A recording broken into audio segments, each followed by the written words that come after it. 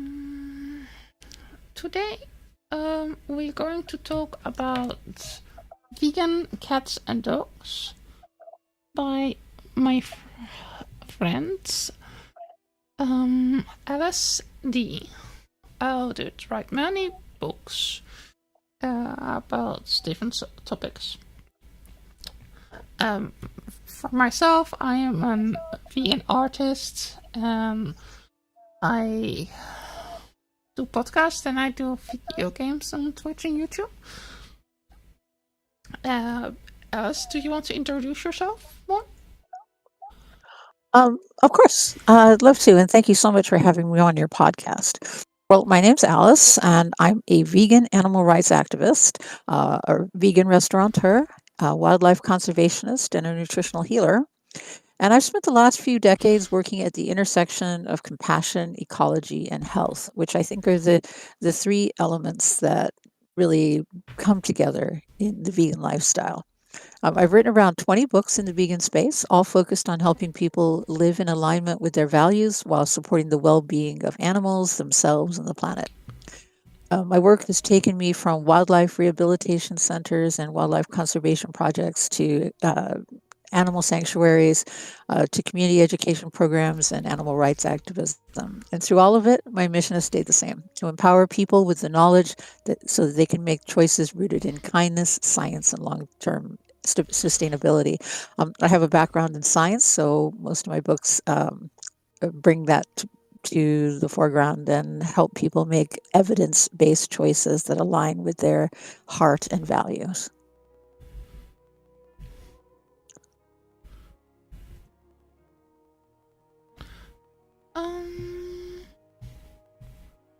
Look here. What inspired you to write vegan dogs and cats and feeding into a compassionate home? Well, to write the book, I actually first created the Facebook page and the Facebook group, and I'm sure you'll link to those later. I had been engaged in a number of online debates regarding whether or not cats and dogs could be vegan, or could be fed a vegan diet. Let's put that more correctly. It's the human that's vegan, and the dogs and cats are omnivores and then carnivores, respectively. So either a lot of vegans were struggling with the issue. Could, in fact, I feed my dog or cat a plant-based diet so that I didn't feel bad about killing one animal to feed another animal, and so that I could rescue dogs and cats from kill shelters and so on, and prevent their death? And the answer, and the happy answer, is yes, you can feed your dog or cat a plant-based diet. It's not always entirely trivial, so that's why I wrote the book. The book is intended to educate people. And as I said, there's a moral tension that vegans carry when they care for omnivorous or carnivorous companion animals, and have to go to feel like they have to go to the store and buy dog food that contains animal products. So this was something that I had struggled with and did my own research on. You know, so that I really didn't feel as though I needed to live two ethical lives at once, one where I advocated for animals and another where I funded their suffering through my pets' diets. So eventually I realized that kind of discomfort I was feeling wasn't going to go away. Started digging into the science, found Professor Andrew Knight's work, which was very inspiring. He's a UK researcher that has done extensive science-based work on feeding companion animals plant-based diets. And because I think about 30% of the animals that are killed for food in the United States end up in pet food, it is something that is a big deal when it comes to ending the plight of factory farmed animals. Our companion animals are eating a lot of meat, and that comes from factory farms. And so we really need to consider that. The other thing is that there's different types of meat. There's one where you just simply purchase, food that comes directly from, say, human edible meat. And then there's the other type of animal products that come from what they call meat byproducts, and that is the residue from a slaughterhouse. So a slaughterhouse will take an animal through, process them up, and chop them up into bits, and at the end of the slaughterhouse will come out sort of the garbage from the slaughterhouse, and that's things like skin and bones and hair and other sorts of things that are not considered human edible food, and those products are called meat byproducts, and those can be fed, I think, more ethically, for example, because the animal is not usually killed for those, although of course it's not strictly vegan, and no vegan would eat meat byproducts. So still, even if your pet food is containing meat byproducts, it's still not fully ethical because an animal was in fact killed for this. So really, I think it's a matter of understanding that many assumptions we make about what cats and dogs must eat were based more on tradition than actual biology. And once I understood that their nutritional needs could be met without animal products, thanks to the work of Professor Knight, I felt compelled to create a resource that brought clarity, evidence, and compassion together for others facing that same internal conflict that I'd experienced.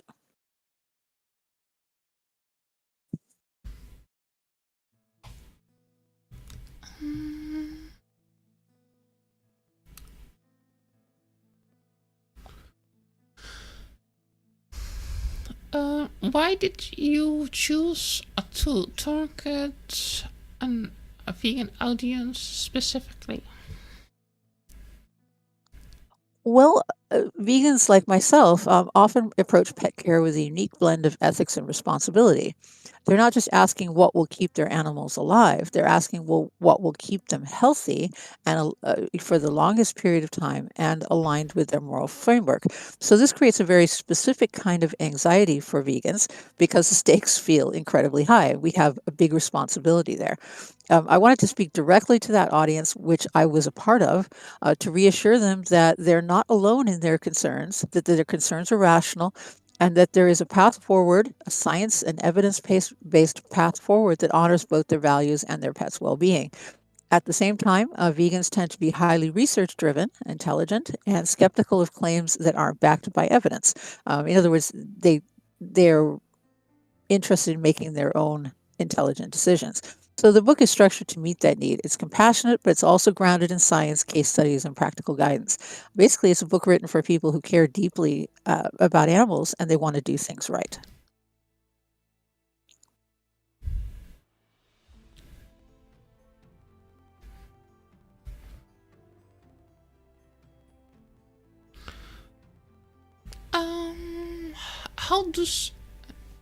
How do you address the biology of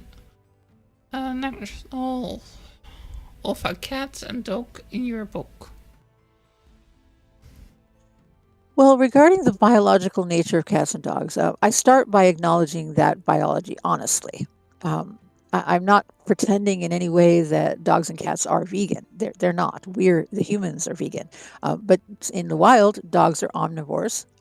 Well, really, dogs don't exist in the wild. They are a domesticated species. Yeah, they're cousins. The cousins, the wolves. That's right. So they have migrated from being a carnivore, like the wolves, for example, to an omnivore, because having lived with humans for so long, they eat a lot of what we eat, which are mostly plant foods. So dogs are omnivores, and they have digestive systems that can adapt to a wide range of foods, including plant-based diets. Cats, on the other hand, are obligate carnivores in the wild, but that term can often be misunderstood. It doesn't mean that they must eat animal flesh. It means that they require certain nutrients that in the wild they would obtain from preying on other animals. Those nutrients can be provided, though, through non-animal sources and supplementation. And so that's what someone feeding a cat a vegan diet would need to understand and make sure that they take into account. By separating nutritional requirements from traditional ingredients, and this means basically looking at nutrition and nutrients rather than ingredients. Okay, we open the door to a more nuanced understanding of the diet for these species and how a plant-based diet can be structured to fit their needs. The book basically walks readers through each essential nutrient, where it comes from, and how it can be safely provided in a plant-based diet. And it's basically about respecting biology while challenging outdated assumptions and moving away from a focus on ingredients to a focus on nutrition.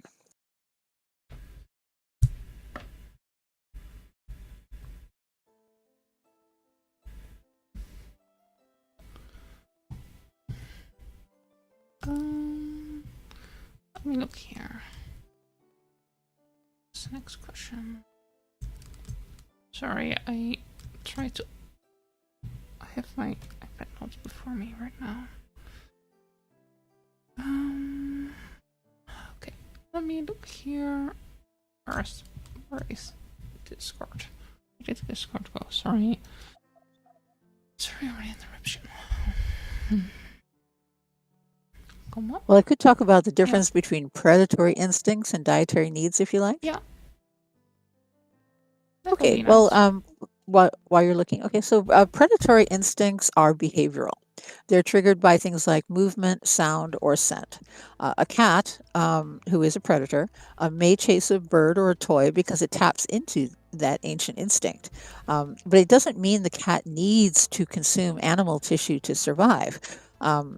We can mimic animal tissue with plant-based foods. So that is something that we have learned to do, and it's sort of a food technology.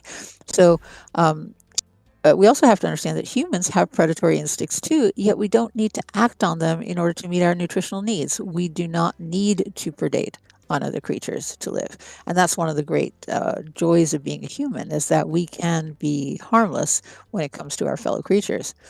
Dietary needs, on the other hand, are biochemical. They're about amino acids, carbohydrates, fats, vitamins, minerals, and energy sources. So when we focus on the nutrients rather than the behavior, it becomes clear that instincts don't dictate what must be in the food bowl.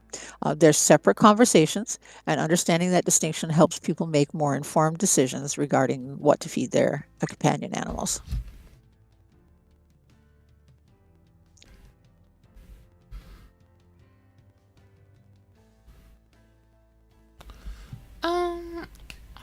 How do you address? How do you explain the difference between predatory instincts and dietary needs?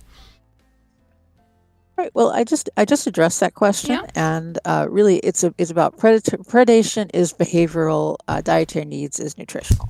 Different sciences, we have an entire science of nutrition, and just about all nutrients come from plants or microbes. So there's one nutrient that is a little bit difficult to find in. Well, I should say really difficult to find in the plant kingdom, and that is retinol, which is preformed vitamin A. Preformed vitamin A is essential for cats. If they don't get it, they suffer problems with their vision, etc. So a responsible pet owner needs to supplement synthetic vitamin A. This is something that is well known in the vegan dogs and cats community, and it generally is not a problem, but it is something that I wanted to emphasize because a cat doesn't just isn't able to convert beta carotene, which is found in orange to yellow fruits and vegetables like carrots, for example, to the preformed vitamin A that it needs. It has to get that from flesh, or because we're intelligent species and we can actually chemically synthesize vitamins, it can get that from synthetic vitamin A. So synthetic vitamin A is the source of preformed vitamin A for cats, and it does need to be supplemented.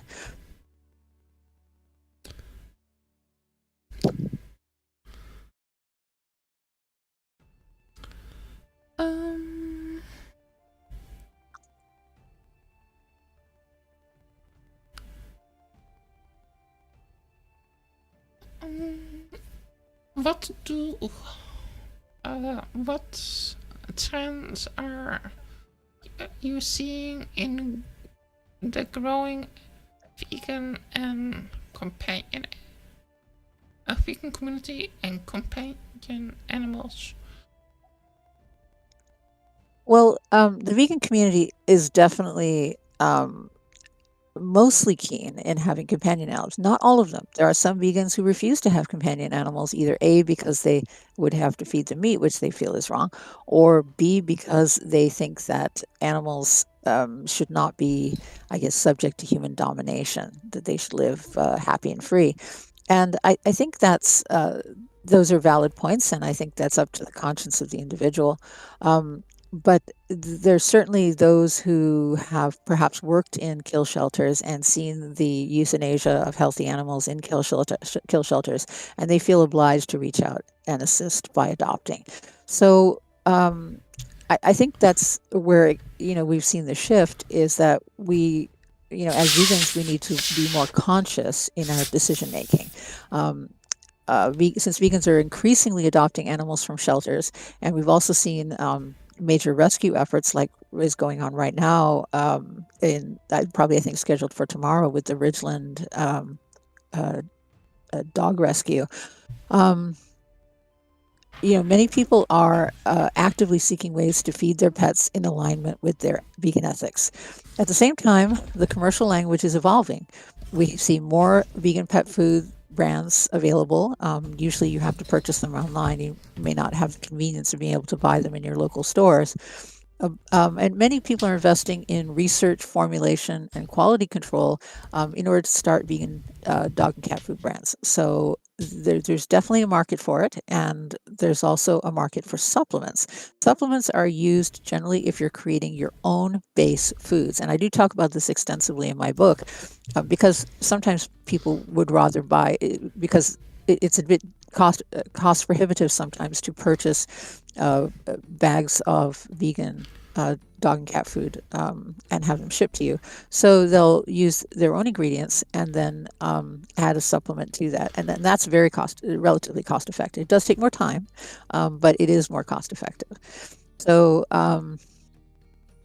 I think social media has also played a huge role, and this is where I've been initially involved. It was because I founded the Vegan Dogs and Cats Facebook page and the Vegan Dogs and Cats group that is associated with it.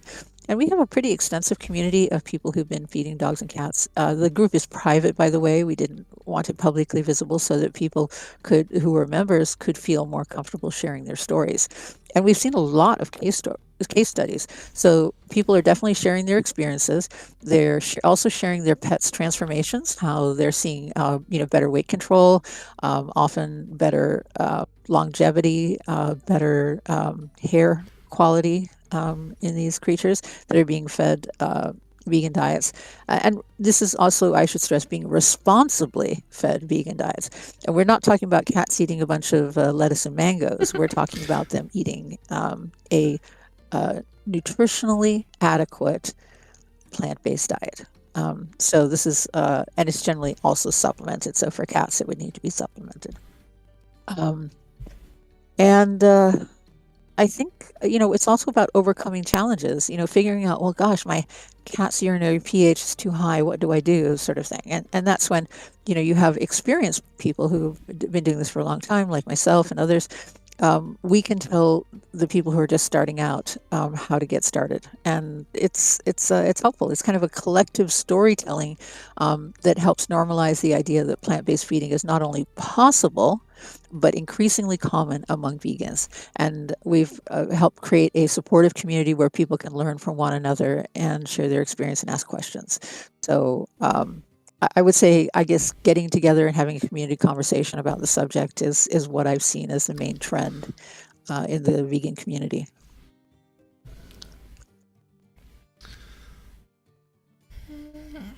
Can you explain on how vegan adoption helps prevent shelters killing? Shelter death. Yes. I hope everybody listening is aware that these so-called animal shelters, most of them are actually killing animals, healthy animals, in the back rooms. This is something I witnessed personally, and I was shocked about. My idea of a shelter is a place where humans or animals can go for safety, and in fact, these animals are not safe at all. They are kept for a relatively short period of time in the front rooms for adoption. If they don't adopt, and they're not adopted, they're disposed of by euthanasia. They're given lethal injections and they die, and then they're either burned up or thrown away. So I think we need to understand that, first of all, that shelters are not the best place to leave an animal, and they're certainly not a best. And if you are a vegan, ethical vegan who cares about animals, then one place you can go and rescue animals from very easily and legally is your local kill shelter. So, but however, many vegans hesitate to adopt dogs or cats from these shelters because they assume they'll be forced to buy meat-based food indefinitely, and that gives them an ethical quandary. So that hesitation can lead to fewer adoptions and tragically more animals remaining in shelters where euthanasia occurs regularly on a daily basis. When vegans learn that plant-based feeding is a viable option, they're more likely to adopt, and that directly reduces the number of animals who lose their lives simply because they didn't find a home. It's a powerful ripple effect. One informed decision can save a life, and when multiplied across the community, it can shift adoption rates in meaningful ways. Empowering vegans with accurate information, like in my book, for example, doesn't just help their own pets, it helps the animals who are still waiting for families in kill shelters. So if you are vegan and you've been concerned about adopting a companion animal that eats, that could potentially eat meat, rest assured now you have the technology, we have the technology to feed dogs and cats plant-based diets.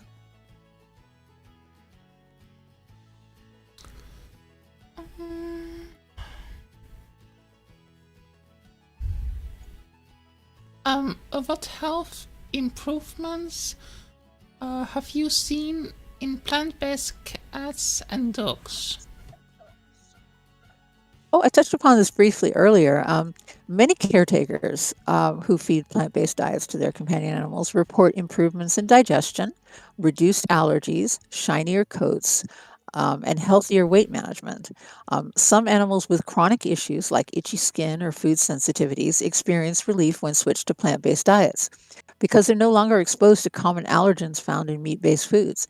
There's also anecdotal reports of increased energy and vitality, especially in older dogs, and we have some very interesting examples of extraordinary longevity.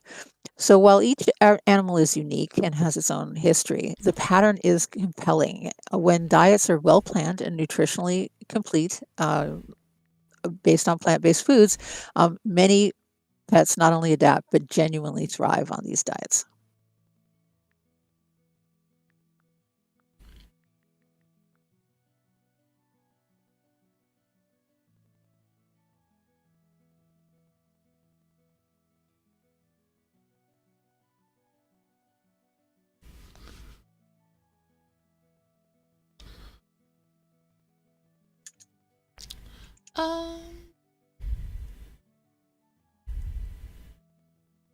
Why did you include so many case studies in your book? How much are there in your book? Well, there's quite a few, and it's my view that case studies bring the science to life. Fortunately, through my Facebook group and other sources, I've been able to find a lot of people who have been feeding a plant-based diet to dogs and cats. And so I think it's important to bring the science to life, to let people see that there are other individuals who've done this successfully. I think it's one thing to read about amino acids and nutrition nutrient profiles and, fat omega-3 to 6 fatty acid ratios and so on. But it's quite another to meet Bramble, the Guinness Book of record-breaking vegan dog who lived to 25 years old. Now, most dogs don't even make it past 100. Sorry, I say 105. Make it past 15, which is about 105 years old. And here we have a dog who lived to 25. So that's just an extraordinary degree of longevity. And it's very exciting to think that maybe just like we see greater longevity in humans on a plant-based diet, maybe we're also going to be seeing greater longevity in our companion animals as a result of a plant-based diet. Again, there's no guarantees because longevity is a combination of factors that lead to longevity, but it is indicative that maybe the same benefits we see for humans will also be seen for our companion animals. So these stories that I put in my book make the information relatable and tangible. And we also have the opportunity to share case studies in the Facebook group because a lot of people will say, hey, I've been feeding my dog or cat, a vegan diet for the last 20 years, and here's pictures, and here's my experience, and I had this problem, and I overcame it this way, and that sort of thing. So it's very helpful for people to see other examples. And I think they help counter the fear-based narratives that often surround vegan pet diets. We see this quite a bit on our Facebook page because people who don't understand that it is scientifically very well established that you can feed companion animals a plant-based diet, they think that this is a form of animal cruelty, that we're imposing our ethics on other creatures. And to an extent that we are saying, listen, we are ethically object to you eating meat, so we're going to feed you a plant-based diet that is nutritionally adequate. And I have to stress that, nutritionally adequate. Okay, we are not in any way ignoring the nutritional needs of our companion animals. In fact, we're fulfilling them absolutely and precisely. And that's the important thing, is that we are behaving ethically toward our companion animals by making sure their nutritional needs are met. So I guess I would have to say, we've seen anecdotal reports of increased energy and vitality, especially in older dogs. And I think that we really want to see that. We really want people to see real animals living long, healthy lives on a plant-based diet. And I think it becomes easier for people to imagine the possibility for their own companions. Stories that we tell each other about our personal experiences help create connection within the vegan community. And I think that connection helps build confidence so that other vegans feel more comfortable taking that step for themselves.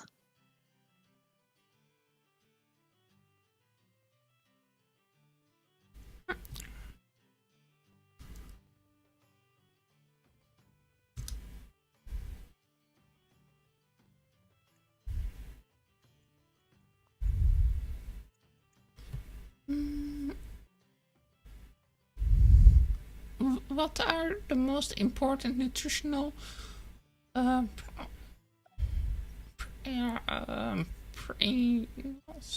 people need to understand? Well, I suppose the first principle of nutrition in general is macronutrient balance. Every creature, macronutrients are proteins, carbohydrates, and fats.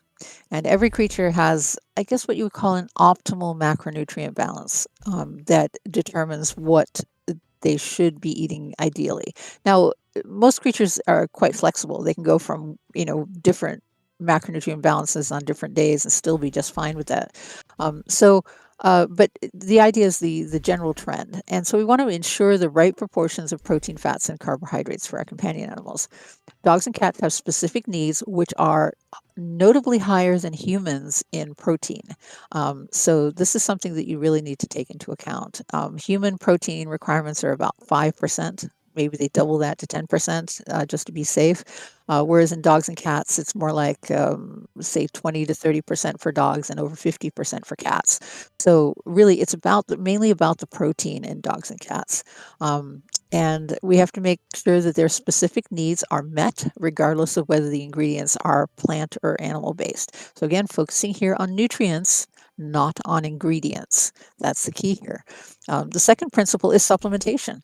This is especially important for cats, and we talked earlier about the importance of preformed vitamin A, which is necessary for cats, and they must get it from dietary sources. Dogs, on the other hand, are able to, and humans and many other creatures are able to convert beta carotene into vitamin A. So synthetic vitamin A is the vegan source of vitamin A that is used in vegan cat foods. There's other additional nutrients like taurine, vitamin B12, and vitamin D must be included in the right amounts. That's usually D3. D3 can be obtained from the vegan source lichen, which is a type of kind of, I'm not sure whether it's a fungus or it's some species that grows on rocks and so on, and that has a good source of vitamin D3. It can also be used for humans. Vitamin B12 is made by microbes. You need a very small amount of that, but it is still essential. And then taurine can be obtained synthetically. So we have and then of course we mentioned vitamin A earlier, preformed vitamin A, and I want to stress that preformed vitamin A, not beta carotene, does not work. For cats, and I think the third principle, especially for cats, is urinary health. Now, cats are supposed to have biologically acidic urine. If they don't have acidic urine, then uric acid crystals can form, and these can block up the cats. And this is especially important for male cats. So monitoring urinary pH, usually with litmus paper, you just test it to see what whether it's acidic or becoming alkaline, and then keeping it acidic with supplements like cranberries. Cranberries are actually quite beneficial for urinary tract health. It's often used as a supplement in case of urinary tract infections and so on in humans. And cranberries can be used in a cat's diet in order to keep their urinary pH acidic. Also, you have to ensure that adequate hydration is given. Cats need hydration in order to make their urinary tract effective and healthy. So just make sure that is available to them. I guess when caretakers understand these fundamentals, they're equipped to make informed decisions and avoid the pitfalls that can arrive from guesswork. So, let's treat it scientifically. Again, you don't just want to be feeding your cat lettuce and mangoes. This is something that we need to understand, that we are biologically different species, but we can still all eat plants to be healthy. Yeah, but of course we need far more carbohydrates and cats need far more protein. Absolutely. And dogs also, and like cats need about 5 times the amount of protein as do. a percentage in their diet to humans. Yeah, so it's a big difference. Mm-hmm. So don't feed your cat only potatoes. Right. Dogs like potatoes, though. Love potatoes. Yeah, but I don't think dogs can live on only potatoes. Well, I'm not sure that anybody can live just only on potatoes, but I don't know. I guess they tried doing that in Ireland. Yeah, so well. And also in Denmark, they were also doing that for some periods. Well, the nice thing about potatoes is you don't need a big field for them. It's carbohydrates, starchy carbohydrates, which are good for energy and working. But you can grow them in your backyard, and they're pretty easy to grow. They don't have a lot of. But the problem is that when there's a disease that comes through the crop, if you're only relying on one crop, you can end up with a complete loss of your food supply, which is what happened in Ireland. Yeah, in Ireland they also were only growing one form of potatoes, so there was not really much variation. I see. So they could have grown different varieties that would have been some more resistant to the disease, but the British only wanted the Irish to grow one type of potatoes because that's the one that they were selling to other countries. Oh, interesting. It was an economical thing why they were only growing one. But it's just much easier for people to grow potatoes in their backyard than like oats, for example. I mean, oats and wheat and so on, you need big fields, whereas potatoes, you just need a little garden, and they grow so easily. I couldn't believe how easily potatoes grow. And then they sit around, and if they sprout and they make a new potato plant, you just stick it in the ground, and then next time you've got 5 or 6 potatoes. It's a wonderful, wonderful plant. The sweet potatoes also can grow quite easy. At least Right. Yeah, And the sweet potatoes, you can eat the greens Mhm. on sweet potatoes, whereas on regular potatoes, you can't eat the greens You because become they're sick. have poisonous, Yeah. poisonous things in them. But the sweet potatoes, you can eat the greens. I didn't know that, and I was kind of excited because my friend was telling me, "Oh yeah, we're growing sweet potatoes, and you can eat the greens." I was like, "What? You sure?" Did some research, and yeah, sure enough, greens of sweet potatoes are edible. So it's kind of two things at once. You get all these beautiful and sweet potatoes, if you're using like the yams, for example, which I not technically sweet potatoes, but yams have vitamin A in them. So that's a good vitamin A source.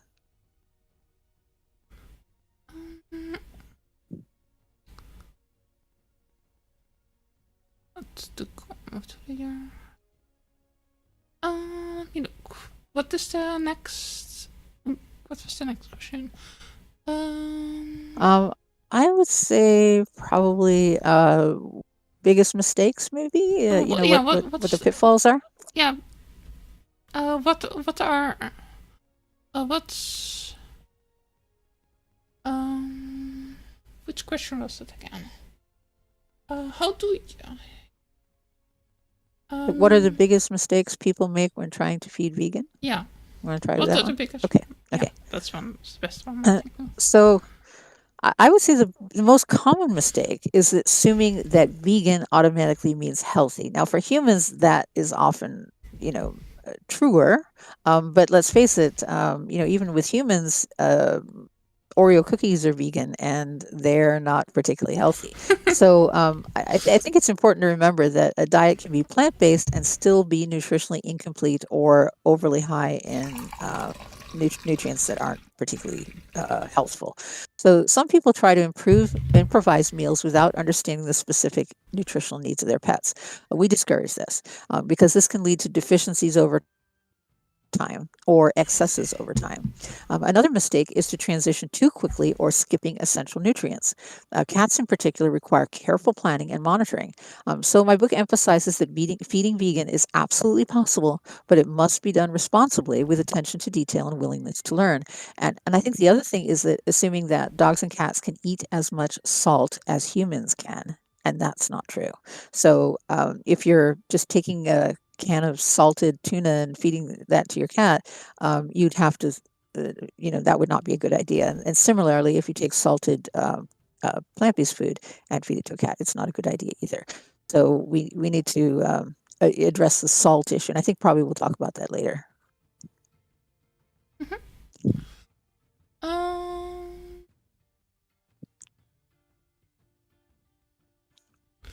What do you mean by reckless Imposition of morality? Well, this is something that people who feed a plant-based diet to their companion animals are often accused of: the reckless imposition of morality on another creature. This refers to making dietary decisions based solely on ethics without considering the biological needs of the animal. We discourage this. The biological needs of the animal are absolutely essential. They're in your care. They have no choice. They must be given a nutritionally adequate plant-based diet if you're feeding them vegan. So while the desire to avoid harming other animals is admirable, it cannot come of the expense of the animal in your care. Compassion must extend to the pet who is completely dependent on you for food in front of you, not just the animals you're trying to protect. And the goal is to find a balance where ethics and biology coexist. That's why the book emphasizes education, planning, and evidence-based, nutritionally adequate feeding. When done correctly, vegan diets can honor both our moral values and the nutritional requirements of our carnivorous and omnivorous companion animals.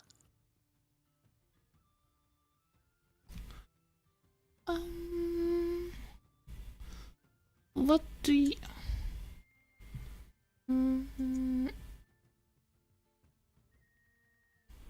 how do you recommend people talking to non-vegans about feeding their pets plant-based diet?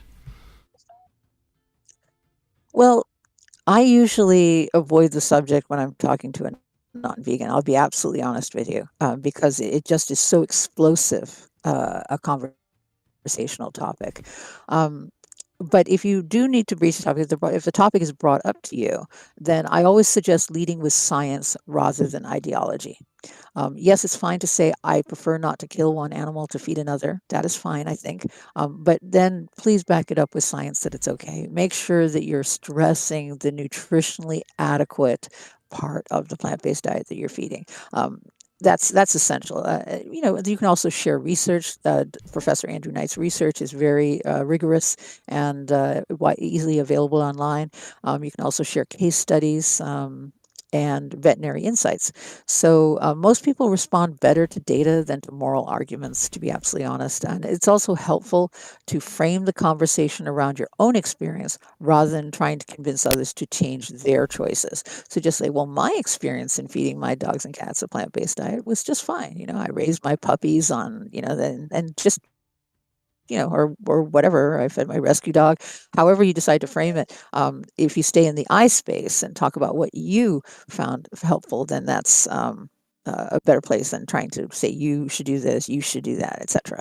So try to stay in your own space and talk about your own experience and the benefits and how you feel better about it. And ultimately, I think the goal isn't to win a debate. It's to explain your reasoning in a calm and informed way. Often you'll be faced with angry responses, even from vegans, because there's cognitive dissonance involved.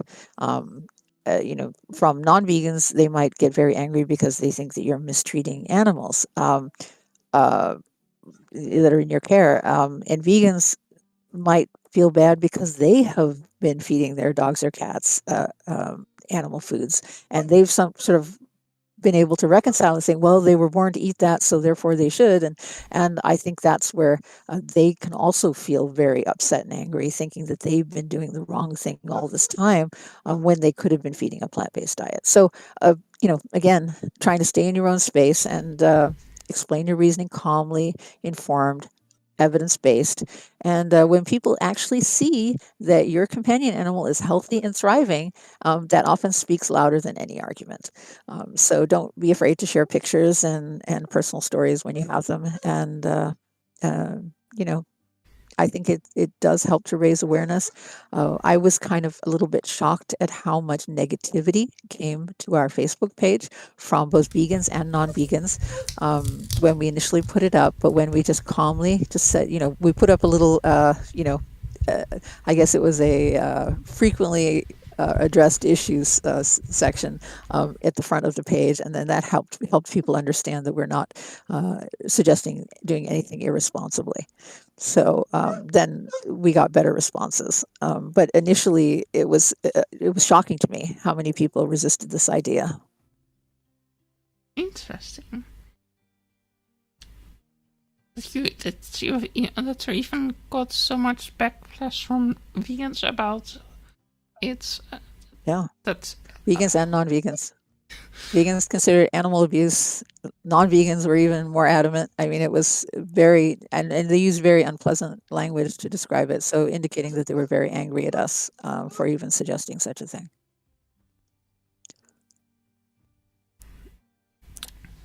I think it was cognitive dissonance, most likely.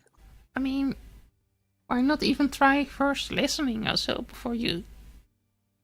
Yeah, just look at the science.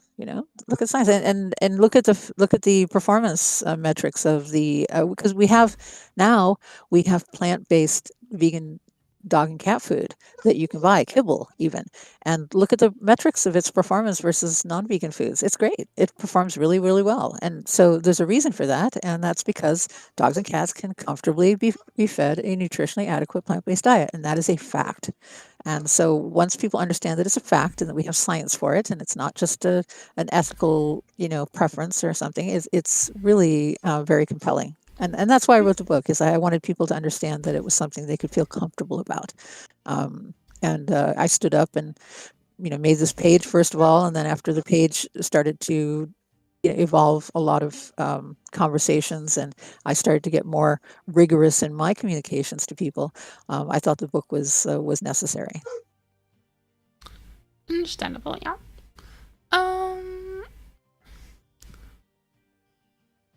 My friend was saying in the chat so. Thank you, Alice. I'm trying to transition my cat. I don't know where to start. Oh, okay. Well, the book is a great, runs everything through. I don't know whether you intend to use a kibble food or whether, in other words, you purchase a food or whether you intend to do your own supplemented foods. There are recipes available online for you to, if you want to make your own foods, you basically make a base food, so a combination of proteins and carbohydrates and fats, and then on top of that, you add the micronutrients. So first, you get the macronutrient ratio right, and there are recipes for you to do that. And then you add the micronutrients that cats require. And the micronutrients, I generally refer people, unless you want to create your own micronutrient supplement thing, which you can do, and you can buy all the individual things and put them together. It's usually easier just to go to the veggie dog and cat page, and the URL's on our Facebook page if you're interested. Yeah. Or you can also Google them. Veggie dog and cat are the best sources. They're understood to be vegan. They use synthetic vitamin A in the cat food and synthetic taurine. So they understand that vegans want vegan supplements. So they make sure that those supplements are vegan. And then you just add that to the macronutrient foods that you've created and serve that to your cat. Now, the one issue that sometimes is seen with cats, not so much with dogs, because most dogs like just about anything you want to feed them, but cats are much pickier, and they may have some difficulty in the transition. So there are ways of making cat food more appealing to cats. You can also start by mixing it in gradually with the cat's existing food, and over time they will come to it. It's also much easier if you can get them young when they're a kitten, and train them on the food when they're young. Then that way they don't get a taste for anything else. Yeah, I wish you the best of luck. If you do have any specific questions, you can reach out to me on Facebook. Yes, so Cephas. And you can find me just it says my name is just Alice Dee, Vegan for Life. So you can just, when you find me, that's me. Just send me a message. I'll respond. Yeah. Xenia is a friend for me from my Discord server, and she is in my in the chat right now. And she was the person that I told you that order your book. Oh, wonderful. Thank you so much for buying my book. The other thing I wanted to mention for cats is urinary pH. So what you can do is you can buy a little packet of litmus paper, and then you just test when your cat makes some urine. Just test the urine and make sure that it is still acidic. You don't want urinary crystals to start to develop if the cat's urine is too alkaline. So that's important. If it does get too alkaline, you just correct it with cranberries. Put some cranberries into their food.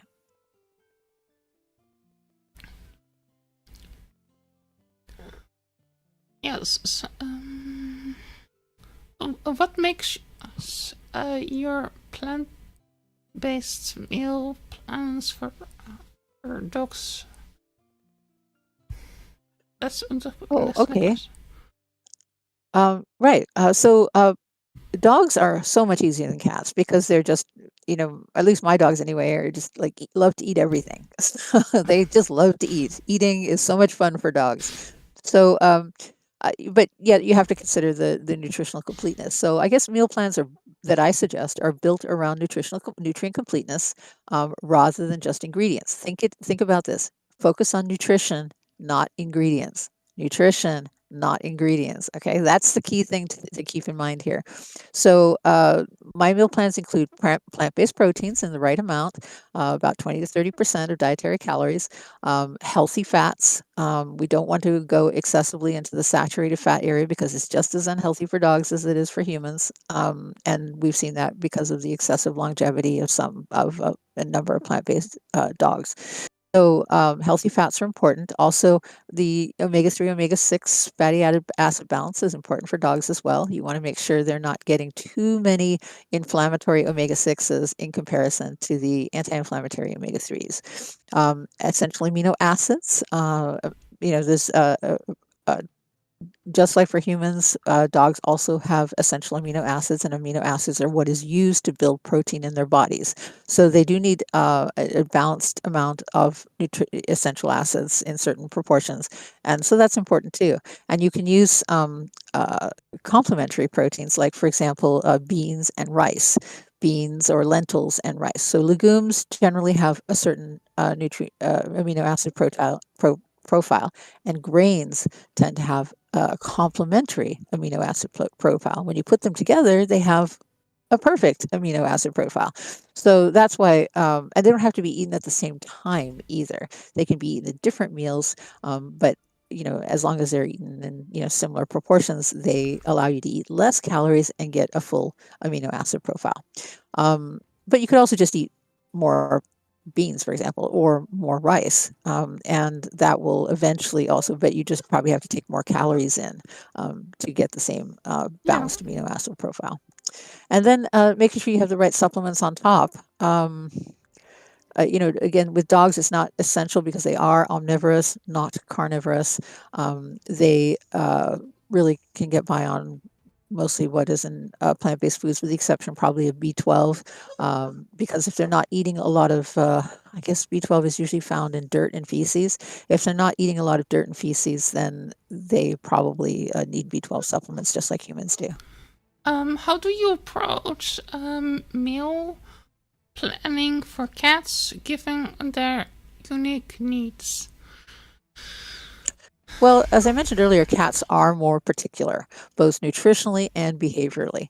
Their meal plans tend to focus heavily on texture, aroma, palatability, because cats often respond to smell more than taste. So supplementation is, again, absolutely essential for cats. Don't even think about it unless you're going to supplement. And the book walks readers through exactly what is needed, why, and how it is easiest to satisfy that requirement. I also emphasize gradual transitions and close monitoring. Cats can be resistant to change too, as I've mentioned, so patience is a key. Gradual transitions, probably easier, and early transitions in the cat's life as well. So the earlier you can transition them, if you get them as a kitten, right away. Don't even wait. They're much more open and flexible when they're a kitten than when they're 12 years old and not really interested in changing. And with the right approach, many cats adapt beautifully to plant-based diets. I know of cats that have spent their whole life on a plant-based diet, and they're beautiful and healthy and happy. And why are we feeding them meat if we don't have to? So I think that's the key here. And if we're doing it healthily and responsibly, just like we would feed our own children, then I don't see any harm in it.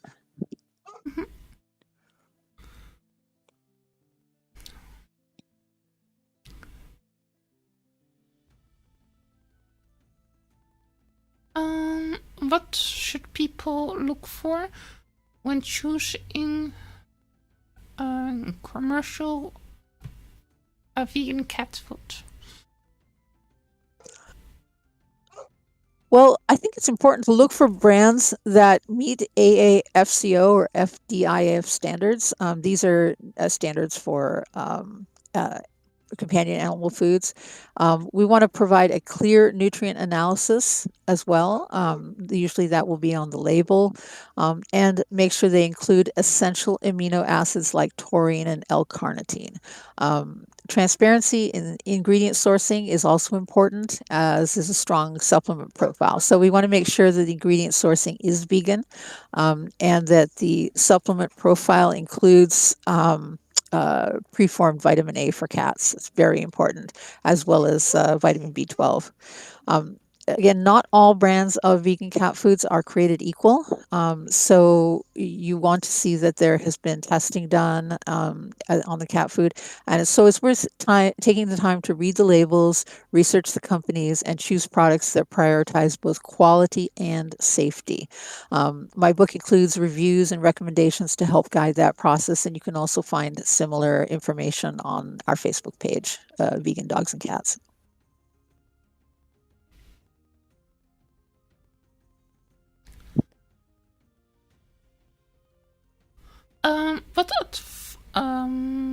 What advice do you give people for transitioning their pets to a plant-based diet? Well, when transitioning, the key, I think, is to go slow. If you don't go slowly for dogs, well, you're going to get a bit of a mess. Dogs have a natural response to new foods in that they have pretty extensive diarrhea for a couple of days, and it's relatively unpleasant unless they're living outdoors. So I do not recommend an immediate transition for dogs or cats. So go slowly. Start by mixing a small amount of the new food with the old, gradually increasing the ratio over several days or weeks. Again, gradual transitions are much easier on their digestive system, and you will not get the the nasty side effects of a rapid transition. Dogs usually adapt quickly, as I mentioned, but cats may need more time and encouragement. Be patient with them. Expect an initial rejection followed by gradual acceptance. Also, warming the food or adding a topping that is desirable and palatable to them can help with acceptance. Again, also monitoring their acceptance of the food is essential. Pay attention to digestion, hydration, overall behavior.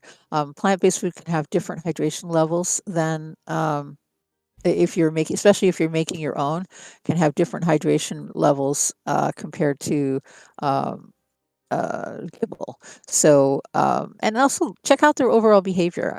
Do they seem happy? Do they seem healthy? See if there's any significant changes in behavior. They might end up being a little bit calmer. We do see that with humans. The humans that eat a plant-based diet tend to be calmer. There's not the adrenaline in the food that is found in slaughterhouse produced food, for example, in which the animals are traumatized when being killed.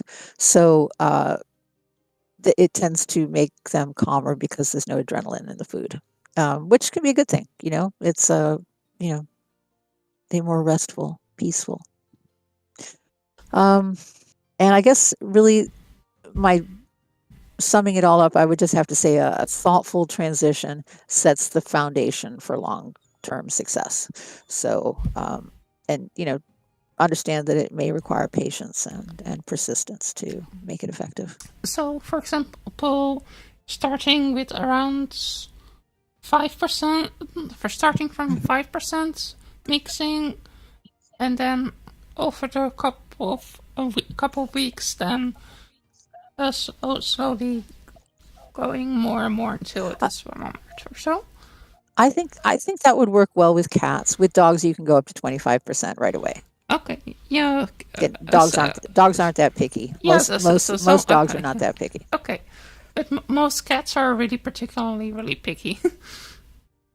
They can be, yeah. Except when you have the rare one that is not picky. It's just rare. Cats are just by their nature pickier. Yeah. So just be more patient with the cats, or get them very young. When they're very young, they're more accepting.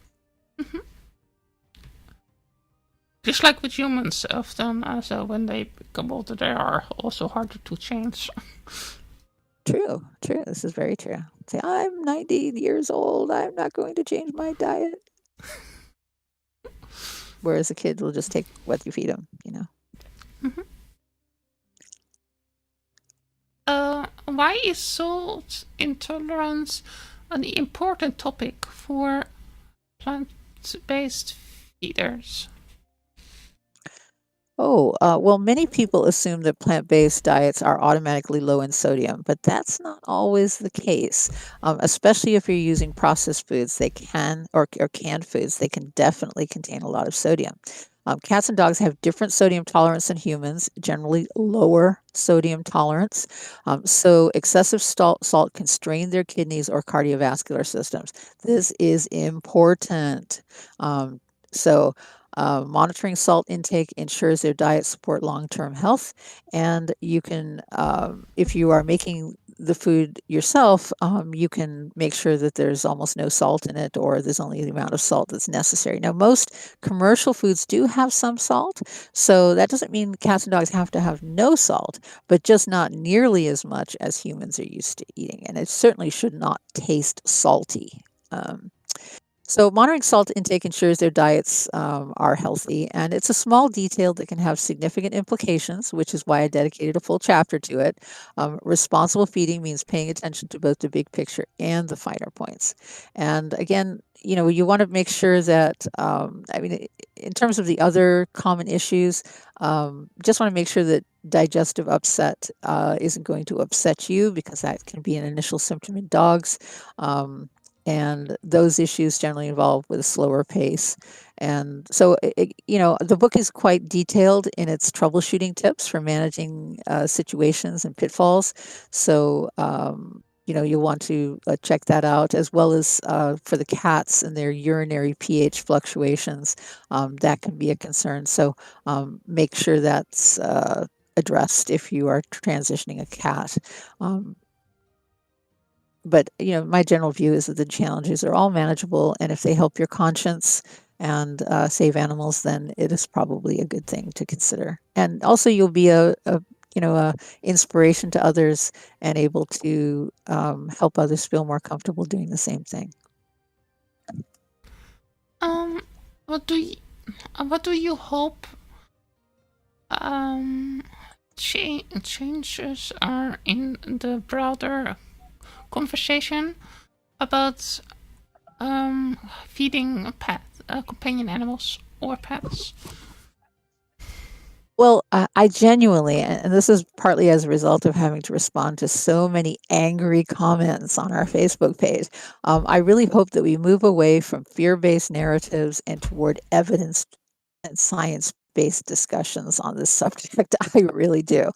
There's such a lot of misinformation surrounding vegan pet diets, and much of it stems from outdated assumptions and maybe the occasional person who transitioned with their pet without really knowing what they were doing, rather than current science. So as a scientist, I like to be able to share my and apply my background to researching subjects like this, and help the public feel more confident in feeding plant-based diets to their companion animals.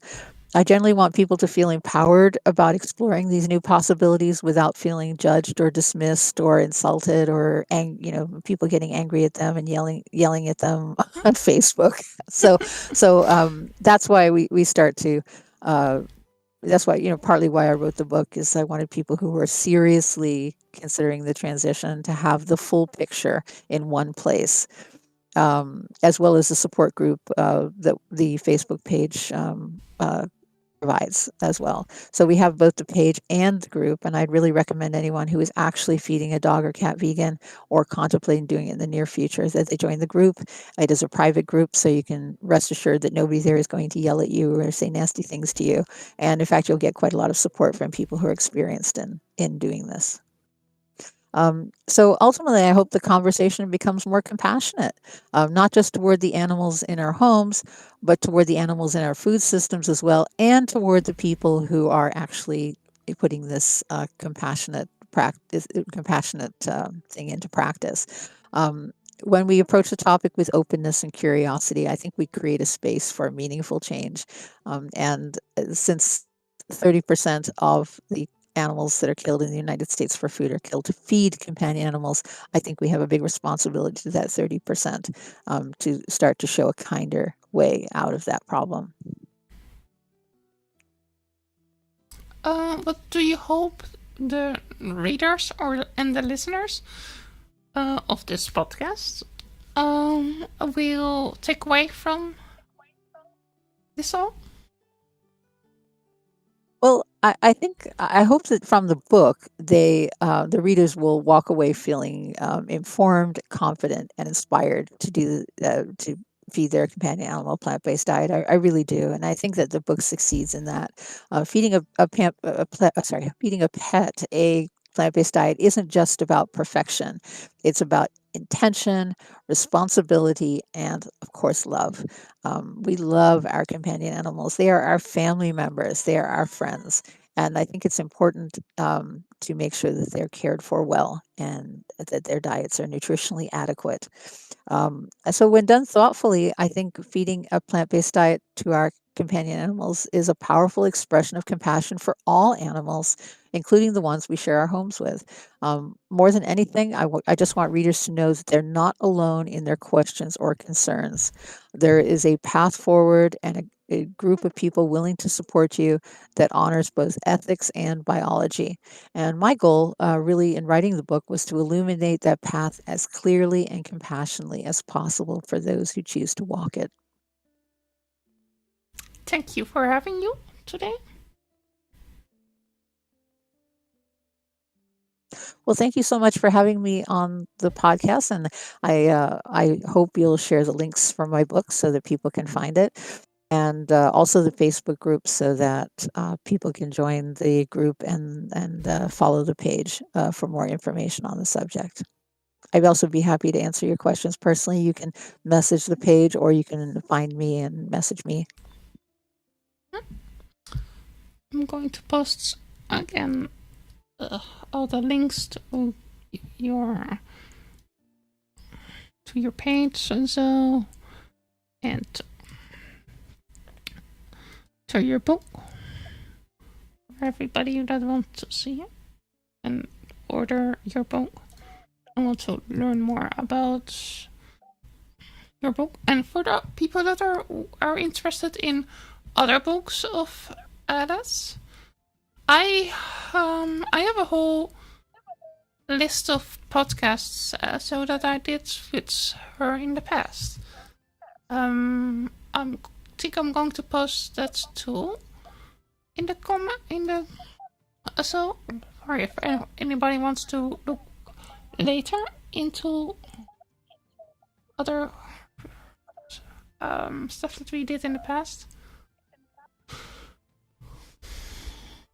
Yes, thank you so much for having me on your show again. I really appreciate that, and I hope that people will also look at my Amazon author page and see the other books that I've written on the subject. If you're a vegan, animal rights activist, or simply just enjoy looking at new recipe books, there's a lot of different options for people.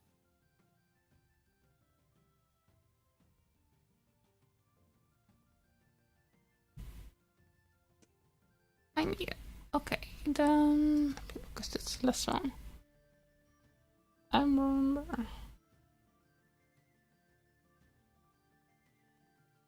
Okay. Okay, I think I'm going to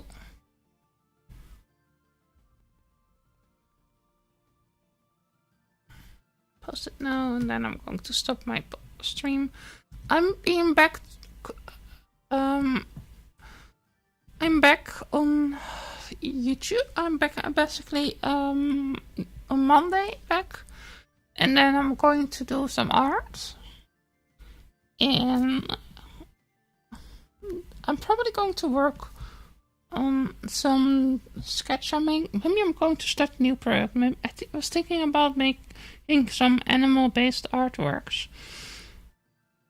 So like, Oh, I know someone who does that, and her name is Madeline Tuttle, and okay. she's married to Will Tuttle, Dr. Will Tuttle, Oh, and she does beautiful animal-based artwork. It's really inspiring, and Will often puts it on the covers of his books, so, and on his website. So I think it's interesting how they're doing that as a team.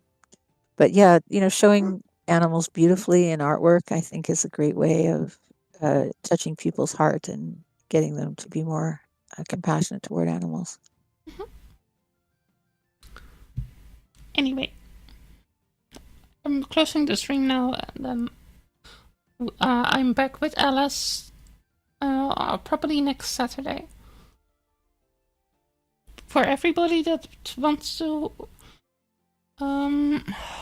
watch the other podcasts that I did in the past, I posted a link to my YouTube channel with the podcasts. And if you want to have another topic, if you want to know what's just going on there, we still only I'm thinking about what kind of topic it will be there. Maybe I'm going to put in the community feeds on YouTube what is the next podcast about. Somewhere in this week. Okay, bye everybody.